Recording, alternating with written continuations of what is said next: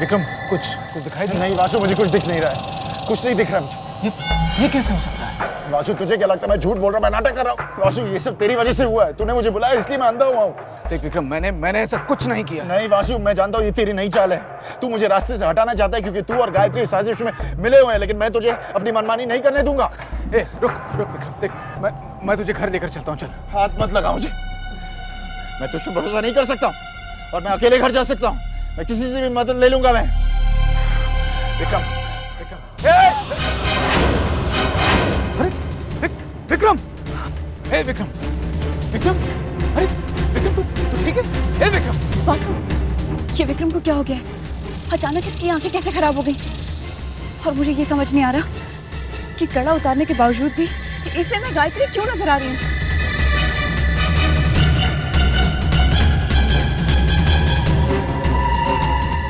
बताओ वासु, विक्रम को मैं उर्वशी क्यों नहीं नजर आ रही हूँ? क्यों? वही तो मैं सोच रहा हूँ कि उसे मैं जानता हूँ ये सब देविका की अधरा है। याद है वासु, मैंने तुमसे कहा था कि तुम्हें अपने बुरे कर्मों का फल भोगना ही पड़ेगा। आज तुम्हारे बुरे कर्म तुम्हारे सामने आकर खड़े हो गए हैं। अब तुम कुछ नहीं कर पाओगे वासु, तुम फंस गए वासु।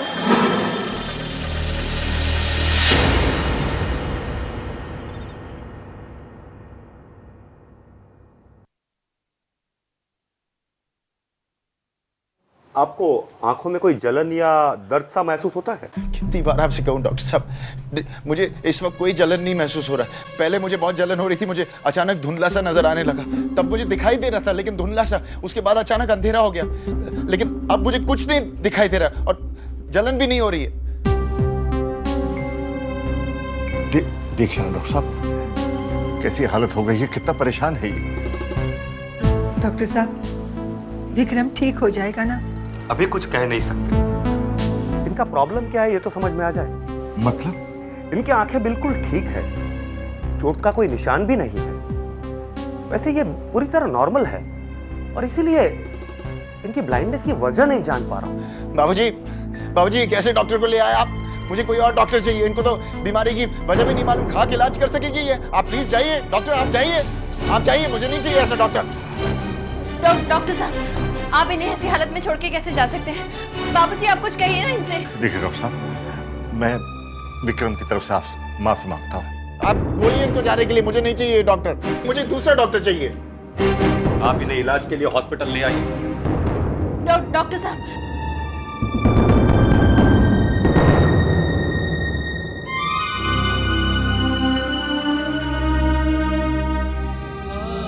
हे देवी माँ, मेरे बेटे को ठीक कर दो माँ। मेरी आंखें ले लो, विक्रम को आंखें दे दो माता। हमारे गुनाह की सजा उसे मत दो माँ, उसे मत दो, उसे ठीक कर दो माँ, उसे ठीक कर दो। लोहा गर्म है, यही वक्त है चोट करने का। हालात ने इन्हें कमजोर और बेबस बना दिया। जय महाशक्तिशाली। अब वो दिन दूर नहीं जब आपका मकसद पूरा हो जाए।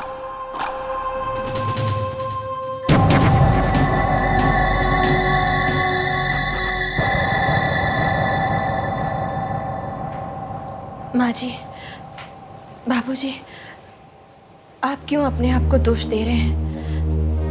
विक्रम को कुछ नहीं होगा। माँ बाप भले ही जुबान से अपने बच्चों के लिए कुछ भी कहें, लेकिन उनका दिल हमेशा अपने बच्चों की भलाई ही चाहता है।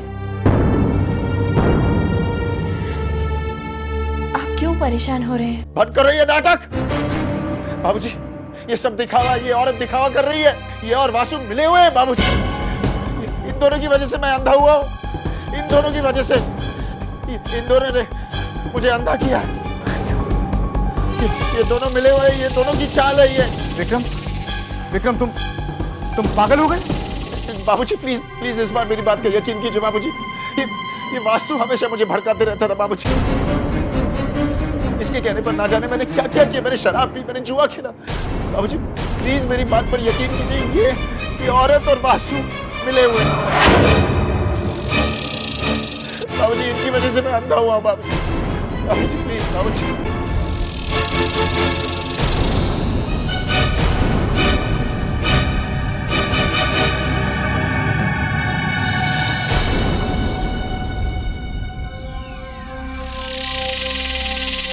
अगर विक्रम के माँ बाप को हम पर शक हो गया तो क्या होगा? Relax Urvashi, relax. बैठो, अरे बैठो ना, बैठो। तुम्हें उनके बारे में इतना फिक्र करने की जरूरत नहीं। उन्हें शीशे में उतारना मेरे बाएं हाथ का खेल है। कैसे? मैंने कहा ना, ये इतना मुश्किल नहीं है। वो दोनों विक्रम की हरकतों की वजह से पहले से ही टूट चुके हैं। उन्हें बस में करना है, बहुत आसान। और विक्रम? विक्रम को अपने बस में तुम करोगे। वैसे तुम्हारी जैसी खूबसूरत लड़की के लिए विक्रम जैसे आदमी को बस में करना इतनी मुश्किल बात नहीं। नहीं, अपने रूप रंग, अपने यौवन से तुम उसे अपने बस में कर लो, और फिर देखो मैं क्या करता हूं। हाँ, लेकिन तुम ऐसा क्या करोगे? बस तुम देखती जाओ। उस बुढ़े को इतना कमजोर बना दूंगा कि वो खुद ब खुद अपनी सारी की सारी मिल्कियत तुम्हारे हवाले कर दे। बस तुम विक्रम को अपने बस में कर लो। फिक्र मत करो वासु, हम लोग बहुत जल्दी अपने मकसद में कामयाब हो जाएंगे।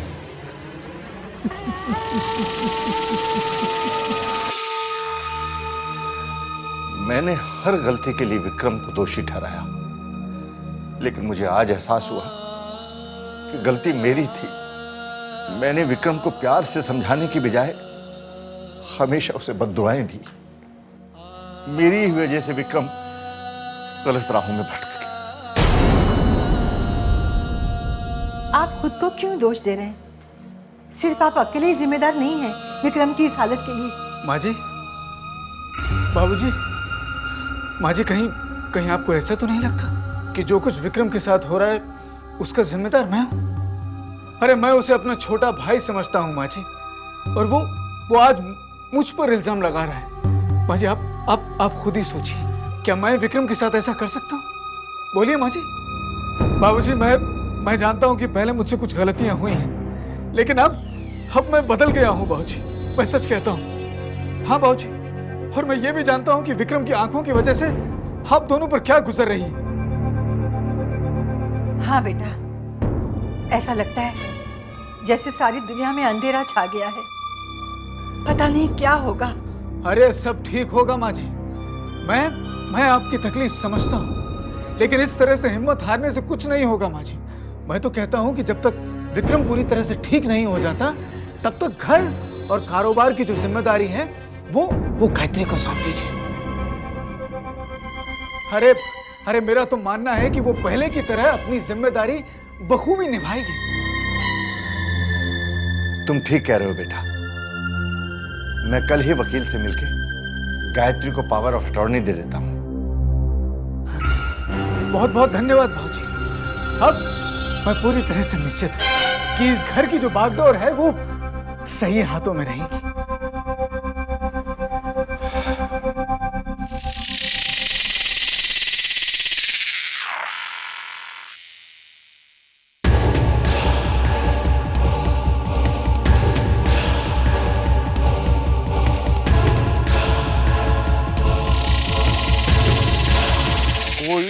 जब राह न पाए मेरे संग आए के पग पग ये दीप। कौन सा बोरिंग गाना गा रहे हो मामा जी? पहले कभी नहीं सुना। अरे सुनोगे भी कैसे, ये हमारे जमाने की सुपरहिट फिल्म दोस्ती का गाना है। नाम भी कितना बोरिंग है। बोरिंग नहीं है, दो दोस्तों की कहानी है। उसमें से एक दोस्त बेचारा अंधा था। अब सोच, अगर मैंने अपनी फिल्म की हीरोइन को अंधा बना दिया तो कैसा रहेगा? सोच कैसा ड्रामा बनेगा। हीरो अंधी हीरोइन के प्यार में पागल है, उसे शादी बनाता है। शादी के बाद उसे पता चलता है कि उसकी बीवी भूतनी है, अंधी भूतनी।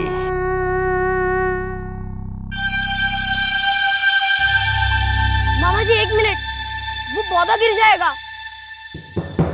गिर जाए तो गिर जाने दो, मुझे किसी चीज की परवाह नहीं है। लल्लन मामा, तुम भी गायत्री के साथ मिले हुए हो। एक बार मेरी आंखें ठीक होने दीजिए, मैं सबको देख लूंगा। आपको भी लल्लन मामा, आप मेरा मजाक बहुत उड़ा रहे हो ना।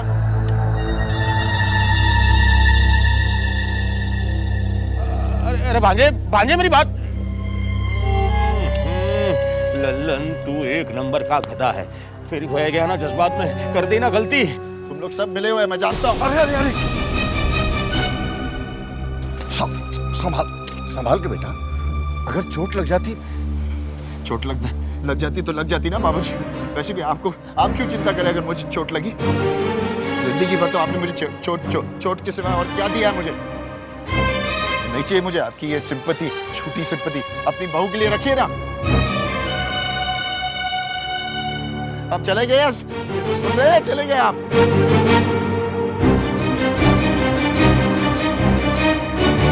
हे देवी माँ, मुझसे अब विक्रम की ये हालत नहीं देखी जाती। उसके इल्जाम अब कांटे बनकर चुभते हैं।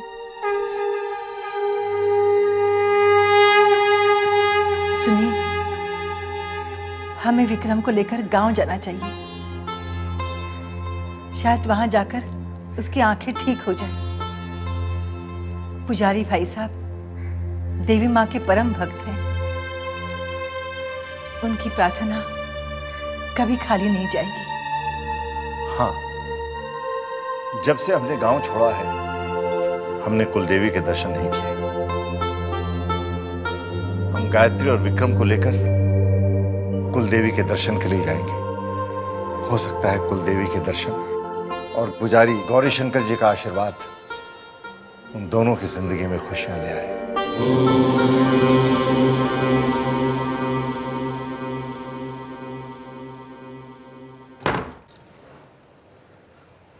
विक्रम, इस तरह अंधेरे में क्यों बैठे हो? मजाक कर रही हो क्या तुम मेरे साथ? कैसी बेहुदा सवाल पूछती हो तुम। अंधे को क्या फर्क पड़ता है, अंधेरा हो या उजाला। जाओ ना तुम यहां से। नाराज क्यों हो रहे?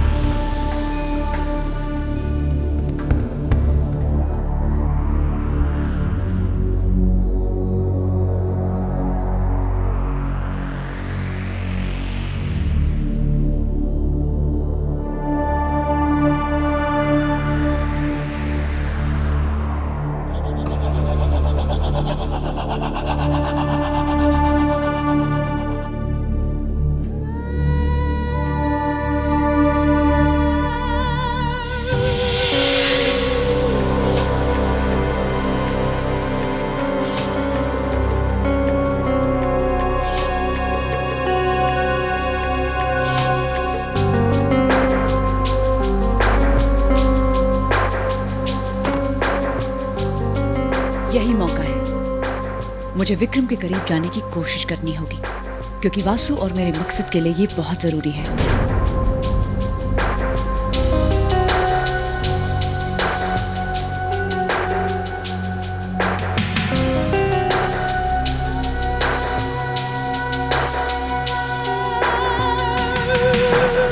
क्या बात है विक्रम,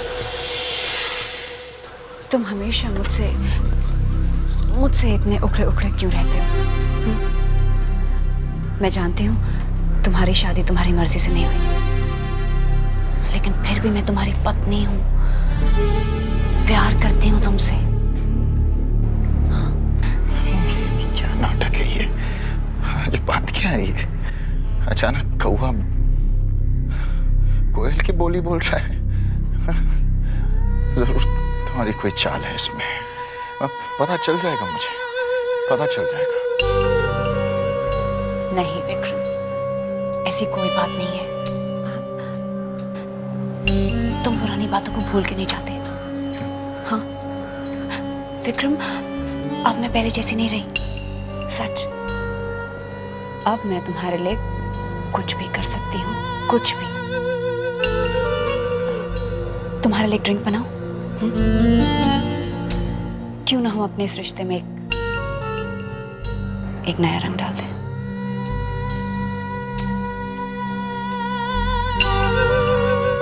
हाँ, क्यों नहीं, ऑफ कोर्स। हाँ, जरूर। मैं अभी तुम्हारे लिए एक ड्रिंक बना के लेके आती हूँ। Okay, thanks, that will be really nice.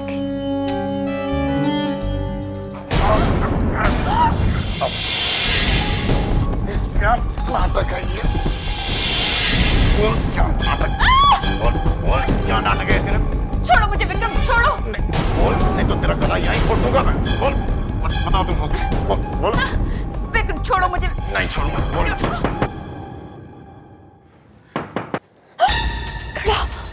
कड़ा का क्या? क्या हुआ बहू?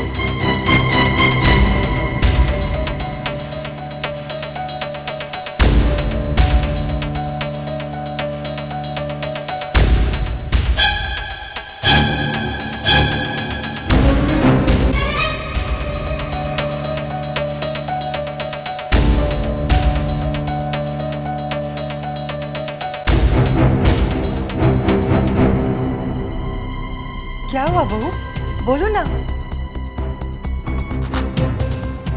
कुछ नहीं माँ जी।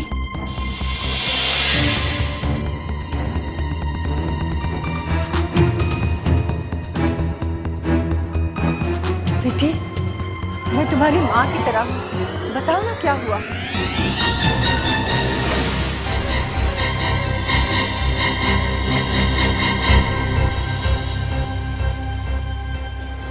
कहा ना माँ जी, कुछ नहीं, बस वो पैर फिसल गया था, इसलिए चीख निकल गई, और कोई बात नहीं।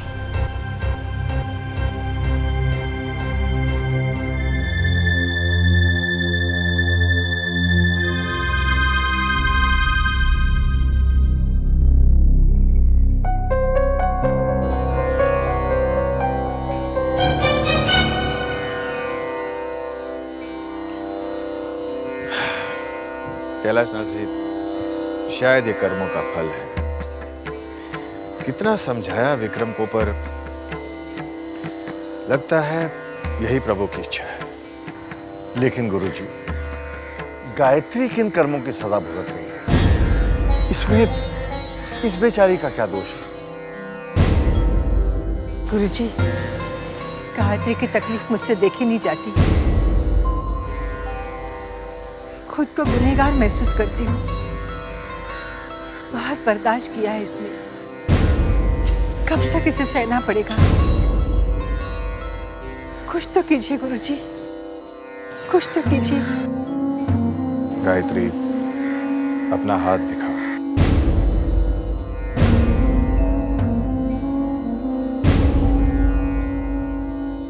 दिखाओ बेटी।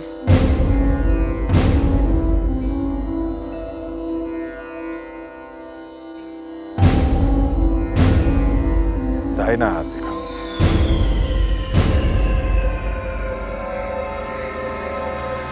हाँ बेटी, गुरुजी कह रहे तो दिखाओ ना।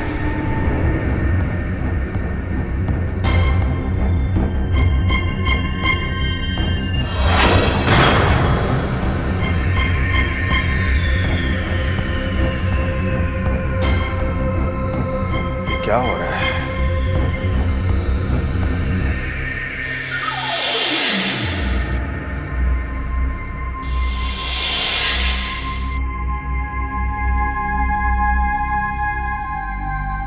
कड़ा तुम्हें किसने दिया गया? पता नहीं गुरुजी, जब मुझे होश आया तो ये कड़ा मेरे हाथ में ही था। ये कड़ा उतार दो गायत्री।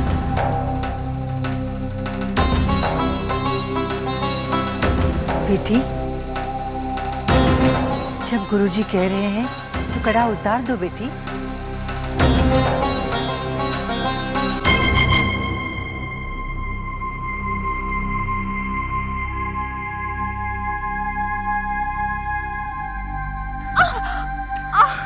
लाओ बेटी, मैं कोशिश करती हूँ।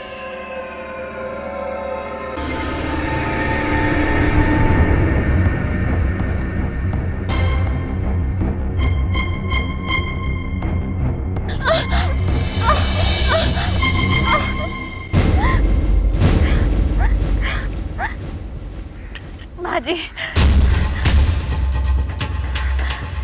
मेरा दिल नहीं मान रहा है, मुझे माफ कर दीजिए।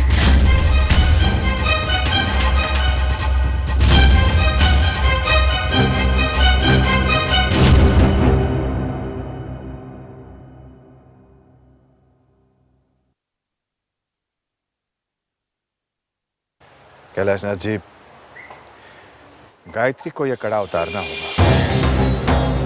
ये कड़ा आपके परिवार के लिए अशुभ है। आपके परिवार पर आई विपत्ति का इस कड़े के साथ में गहरा संबंध है। मुझे लगता है इसके उतरते ही सब ठीक हो जाएगा। गुरुजी, मैं खुद गायत्री से बात करूंगा। मुझे विश्वास है गायत्री मेरी बात नहीं टालेगी। कोशिश करके देख लीजिए कैलाशनाथ जी। इस समय गायत्री खुद उस कड़े के प्रभाव में जकड़ी हुई है। हो सकता है वो आपकी बात भी न माने। आज तो बच गई। ये सीधे साधे दिखने वाले लोग भी खतरनाक होते हैं, ये आज पता चला। उफ, इतने सीधे साधे लोगों के साथ रहना भी इतना जोखिम भरा हो सकता है, ये मैंने कभी सोचा भी नहीं था।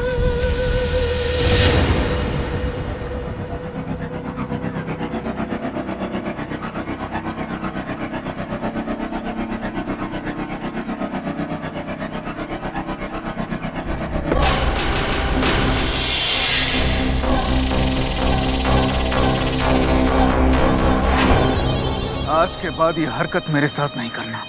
तुम अच्छी तरह से जानती हो कि हमारी कामयाबी इस कड़े की ताकत पर निर्भर है।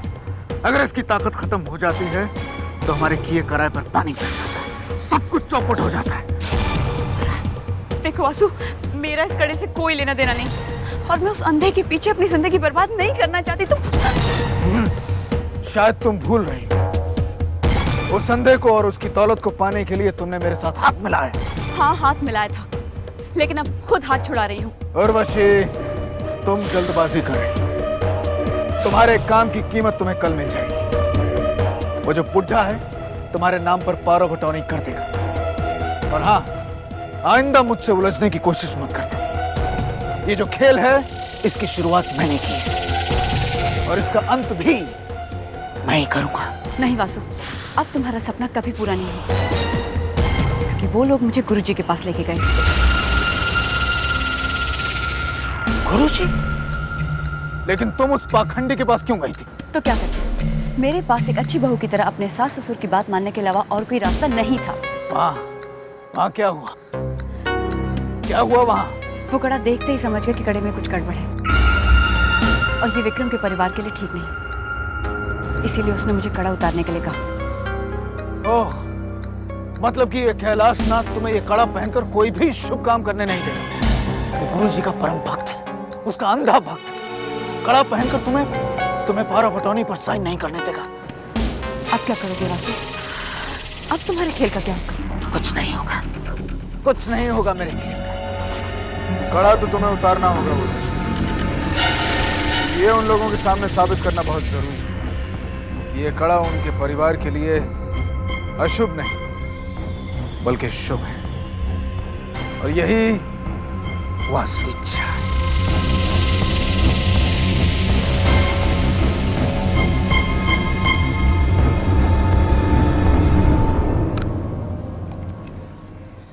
भाई वकील साहब, आपने इसमें वही टाइप किया है जो मैंने आपको बताया था। आप खुद चेक कर लीजिए।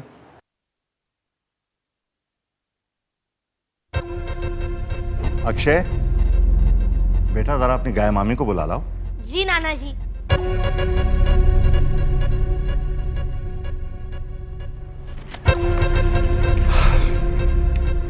थैंक यू वकील साहब, मुझे बिल्कुल सही रहा। नाना जी, गाय मामी अपने कमरे में नहीं है। मैंने किचन में भी देखा, वो वहां भी नहीं है। कहाँ गई होगी? मुझे भी कुछ बता कर नहीं गई। पूजा बेटी, जरा जाकर देख तो तुम्हारी भाभी कहाँ है? ओ कम ऑन मम्मी, मैं नहीं जाऊंगी।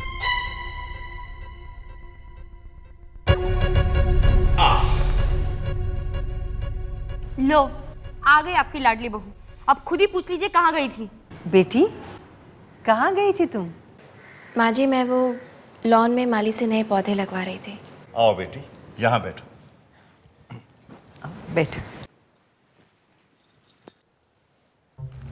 अक्षय, जाओ विक्रम भैया को बुला लो। बेटी, मैंने तमाम पेपर्स तैयार करवा लिए हैं। अब घर के साथ साथ कारोबार की भी जिम्मेदारी तुम्हारी ही होगी। मुझे उम्मीद है कि तुम्हारी मेहनत और लगन घर की तरह इस कारोबार में भी संपन्नता लाएगी। लो, यहां साइन करो।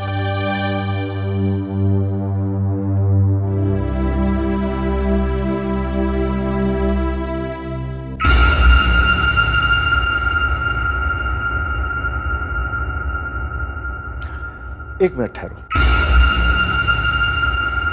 बात यह है बेटी, मैं गुरुजी की कोई बात टालता नहीं, बड़ी इज्जत करता हूं मैं उनकी। आज तुम एक शुभ कार्य करने जा रही हो। मैं नहीं चाहता कि कोई मनहूस साया हमारी बहू पर पड़े, इसलिए बेटी अपना एक कड़ा निकालो।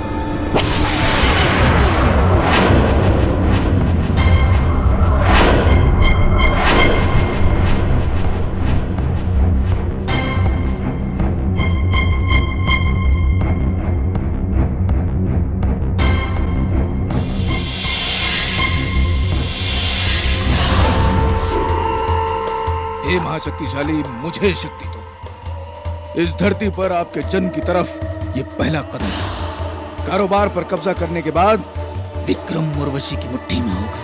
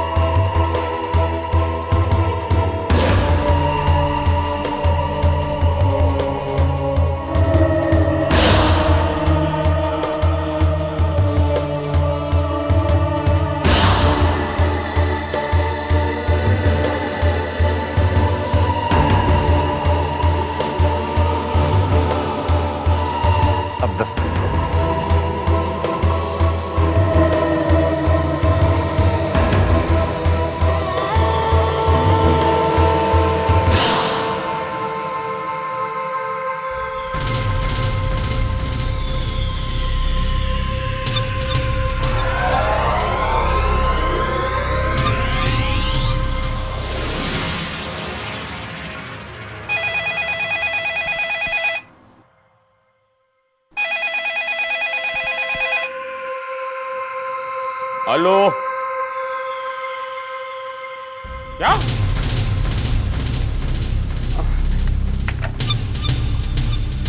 जीजा जी, हमारा जो फॉरेन का कंसाइनमेंट था वो रिजेक्ट हो गया है। हमें 2 करोड़ का घाटा हुआ है। ओह माय गॉड, मेरी ताकत खत्म हो रही है। मैं इस भ्रम को बस कुछ ही पलों के लिए बनाए रख सकता हूं।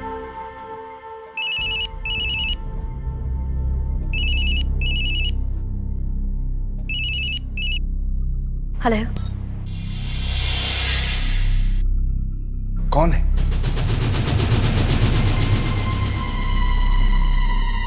व्हाट? कौन है? कौन है कविता? वो जो हमारा गुजरात वाला प्लांट है, उसके बॉयलर में ब्लास्ट हो गया। कुछ लोग झुलस गए हैं। ओफ, बाबूजी, ये अचानक क्या हो गया? एक के बाद एक हमारा नुकसान होने लगा है। कहीं ऐसा तो नहीं कि ये कड़ा अशुभ नहीं बल्कि शुभ हो, कि इसे उतारते ही हमारा नुकसान होने लगा। कविता, जी भैया, इधर आराम से। तुमने मुझे बुलाया था, अक्षय आया था, क्या हुआ? भैया वो हमारा जो गुजरात वाला प्लांट है उसके आंखें जल रही है, यहाँ से कुछ आ रहा है।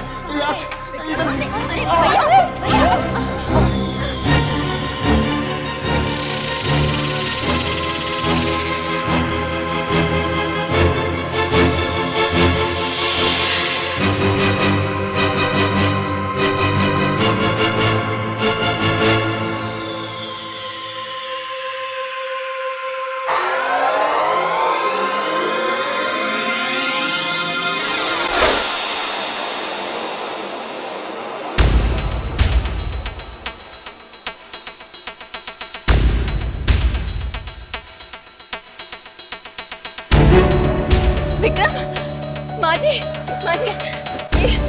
ये अचानक इन्हें क्या हो गया? ये क्या हो गया इन्हें माँ जी? विक्रम, अभी नहीं चल रहा। तुम नहीं, तुम वो नहीं। मैं ठीक हूँ, कविता। जी भैया। मैं ठीक हूँ, अभी कुछ नहीं हो रहा है, मैं ठीक हूँ।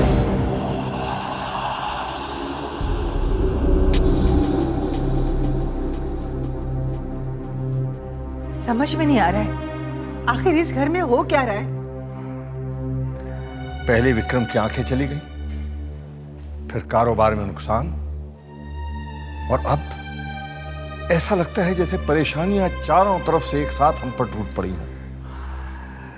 समझ में नहीं आता देवी माँ की इच्छा क्या है। कहीं वासु की बात सच तो नहीं? जिस कड़े को हम अशुभ और मनहूस मान रहे थे वो हमारे लिए शुभ हो। शायद उसी कड़ी की वजह से हमारी बहू की उस हादसे से जान बची हो।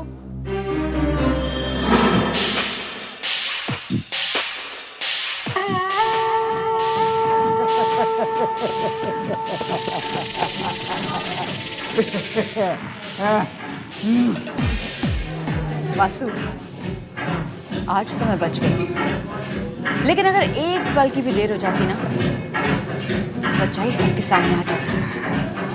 मैंने तुमसे कहा था ना, सिर्फ विक्रम को अपने बस में करना, बाकी सब कुछ मैं संभाल लूंगा, सब कुछ। तुम्हारे साथ कुछ गलत हुआ क्या? मुझे एक बात बताओ, जिस कारोबार को, बिजनेस को हम हासिल करना चाहते हैं, तुम उसे नुकसान कैसे पहुंचा सकते हो? बेवकूफ लड़की, कारोबार तो बस बहाना है। मेरा मकसद तो तुम्हारे और विक्रम के जरिए महाशक्तिशाली का जन्म है। गुरुजी, फैक्ट्री में आग लग गई। अचानक विक्रम की आंखों में दर्द शुरू हो गया, लेकिन आश्चर्य की बात है गुरुजी, आग लगने के बावजूद किसी भी चीज का नुकसान नहीं हुआ। कैलाशनाथ जी, होने को कौन टाल सकता है? ये तो देवी माँ की कृपा है कि आपका कुछ नुकसान नहीं हुआ। गुरुजी, इन सब घटनाओं का संबंध कहीं उस कड़े से तो नहीं? हो सकता है ये कड़ा हमारे लिए अशुभ ना हो। रेवती जी, इन रहस्यों को समय के साथ देवी माँ स्वयं उजागर कर देंगी। फिर भी आपकी तसल्ली के लिए मैं उस कड़े को एक बार फिर से देखना चाहूंगा।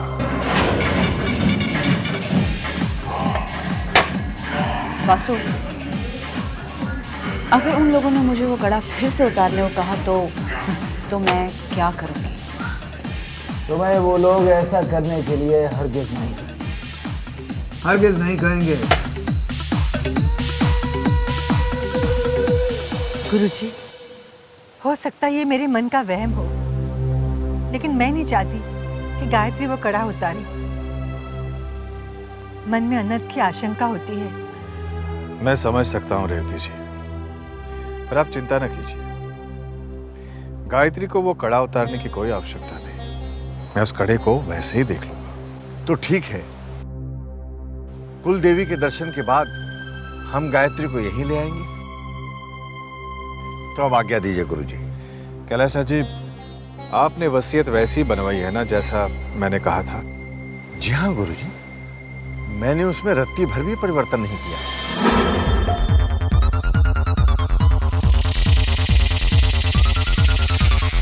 क्या हुआ वासु? इसमें लिखा है कि कैलाशनाथ की मौत के बाद ही सारी प्रॉपर्टी गायत्री के नाम हो सकती है, और यह भी लिखा है कि जब तक कैलाशनाथ जिंदा, कारोबार का एक एक फैसला उस बुढ़े से पूछने के बाद किया जा सकता है। और यह भी लिखा है कि 5 लाख रुपए से ज्यादा की रकम सिर्फ उस बुढ़े की परमिशन के बाद ही निकाले जा सकते हैं। ओह माय गॉड, इसका मतलब विक्रम के बाबूजी तो काफी शातिर निकले। ये उसके बाबूजी नहीं, बल्कि उस ढोंगी गुरुजी का काम, उसका काम। लेकिन गुरुजी, आपने ऐसी वसीयत क्यों लिखवाई? क्या आपको भविष्य में किसी खतरे की या धोखे की आशंका है?